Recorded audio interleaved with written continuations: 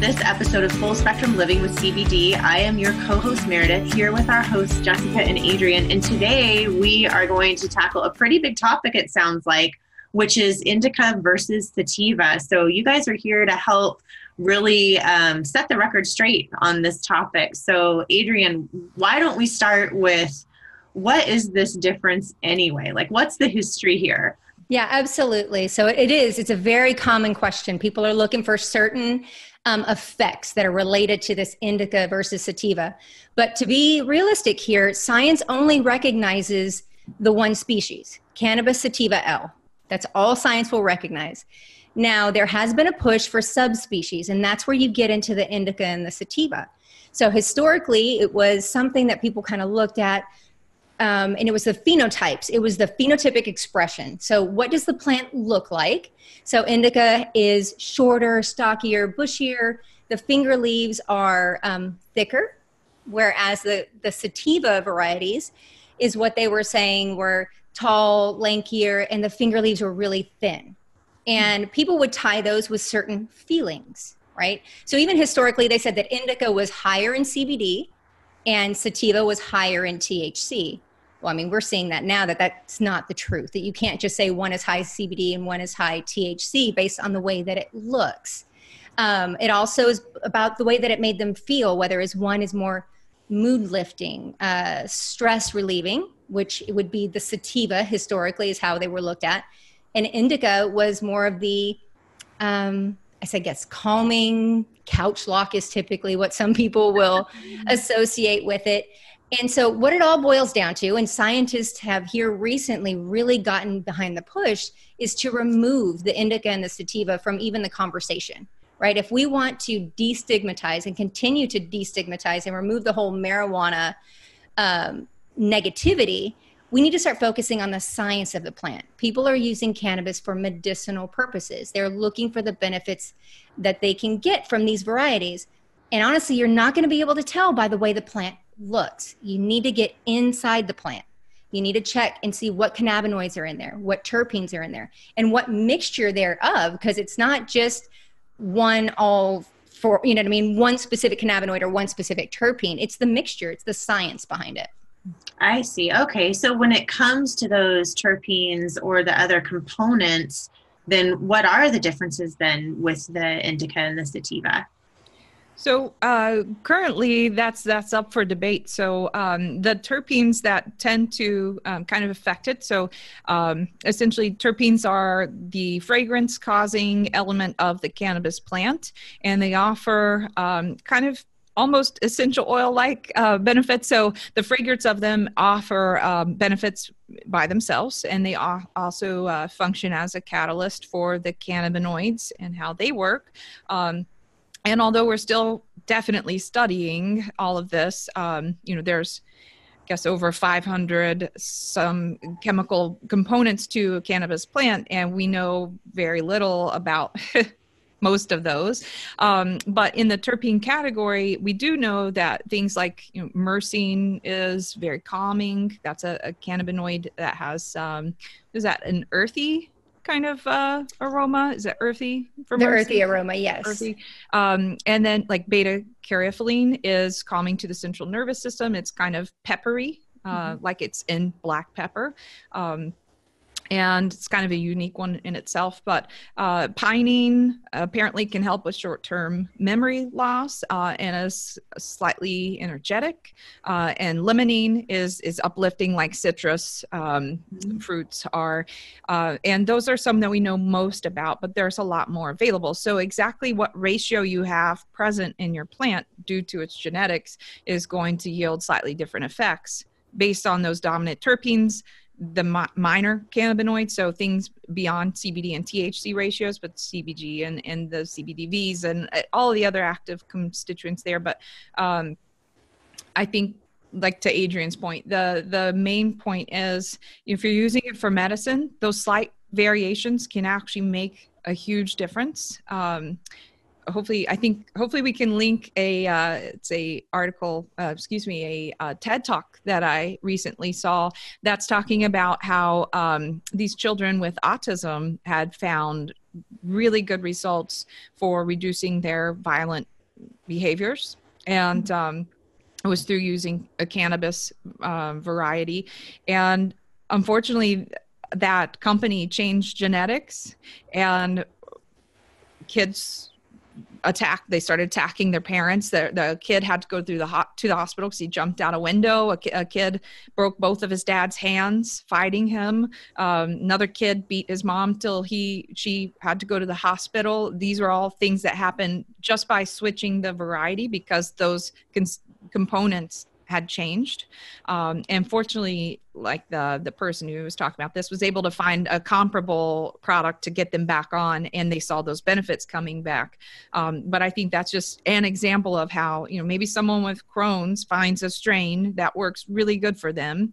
And if they're just told, oh, it's an indica strain, they might assume that they just need an indica to help with their illness. But it's so much more complex than that, because I mean, there's a lot to say, but essentially, like, a lot of products are not labeled correctly either. I mean, they're called indicas and they're not quite actually that. There's issues with, companies can change the name of their genetics just because they want to change the name. And so all of a sudden you've got this new, someone named it Granddaddy Purple because it can sell, but it's not actually that strain. So if you rely on that strain for your medicine and you purchase it again, you might be really ill when you consume something that's not effective for your illness. Right. And that's where the science behind what the producer is doing, right? So honestly, the manufacturer should be looking at the cannabinoids and the terpenes that are prevalent in their varieties, right? They should look at what is coming through their extraction and what's actually in their products, and then studying those, right? Being able to say, okay, this has X amount of CBD, THC, THCV, CBG, and it has X percentage of myrcene, limonene, pinene. Okay, great. We know based on this, what we're seeing from what science is going to tell us, but also what consumers are reporting, that this has, great effects on pain or autism or relaxation or, sleep. And so it's the chemical composition. It's really like, what are your labs telling you? Let's look at it. You find a product that works really well. Make sure that you can get the labs. Make sure that you know what that secret sauce is to some degree, so that you can, when you're looking for another product, should you ever have to, you at least kind of know what you need. You know that you need a product that has more myrcene or more beta-caryophyllene. So there's a certain mixture. It's not just the fact that it's called indica or just the fact that it's called sativa. It is so much more complex. And if we're really trying to, again, move that conversation and focus on the science behind it, improve the medicinal value to it, to those who still don't believe, we have to elevate the conversation. Mm-hmm. And I think it's really interesting that you're saying, it's not unlike other industries where we haven't seen regulation come in yet, where, I think with the products that you all create, you're very thoughtful about being consistent about your source product, mm-hmm. right? And that your clients that are using these products, I've learned from you, can be really, know that what they buy this month is the same as what they buy the following month and the following month. But this labeling component we've talked about, the sativa, indica conversation, and the source of product all seems to be at play here. Mm-hmm. Absolutely. And I think that's one benefit to, a company like us, where we do grow our own proprietary genetics. And then from that, we use, is it our top 3 genetic blend for the Genesis blend, correct? And that's always consistent, and they're grown consistently. They yield very consistent results. And so, someone like my sister who has autism, who has seen great benefits from our product, doesn't have to worry that, a few years, from now, maybe like we just switch it without telling anyone. And then right. She loses the benefits of her medicine and has to go to a psychiatric ward because she all of a sudden is without medicine that's been life-saving for her for years. Mm-hmm. So that's, I think, one of the main benefits to, finding somewhere where you see the sourcing, that that's going to be consistent, and it's not just it's not purchased on the open market. I think that all too often is the case, is we purchase what was available and this is what you get, which doesn't really matter as much arguably when you're sourcing isolates. But if you're getting something that's terpene rich and full spectrum with your cannabinoid content, that really matters, because you've found something that works, and you don't need to drastically change it or even slightly change it. So I would say, instead of, if I was going to make a recommendation to a consumer, like, if I can't use Indica and Sativa anymore, right? If there's no validity behind it, I am having trouble talking, validity behind it, then what do I say, right? What do I know? Honestly, I'd start with terpenes, right? Do a little research about what are the most common terpenes that are found in cannabis varieties. Okay, what are the effects? I mean, there's a lot of articles on there, a lot of scientific studies talking about the benefits of said terpenes.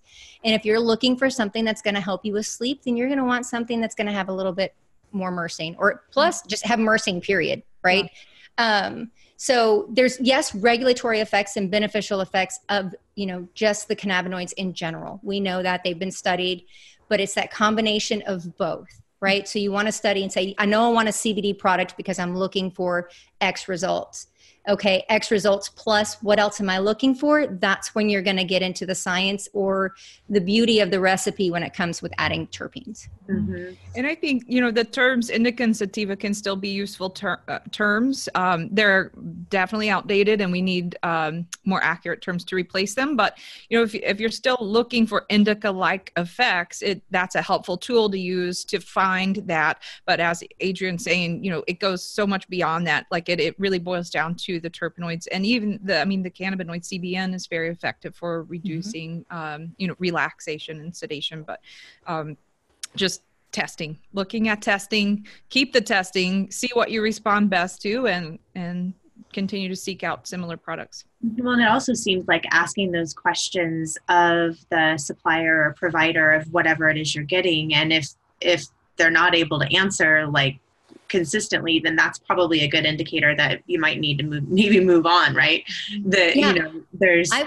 I would say that there's a huge push probably from some in the industry to keep the terms Indica and Sativa, like meaning what they do, that, from the phenotypes, from the characteristics of the plant. Okay. Yeah. It's very simple that because of this, the way this one looks, it's going to give you this effect just because it's easy. Right? It requires no thought. It doesn't require any extra from these producers.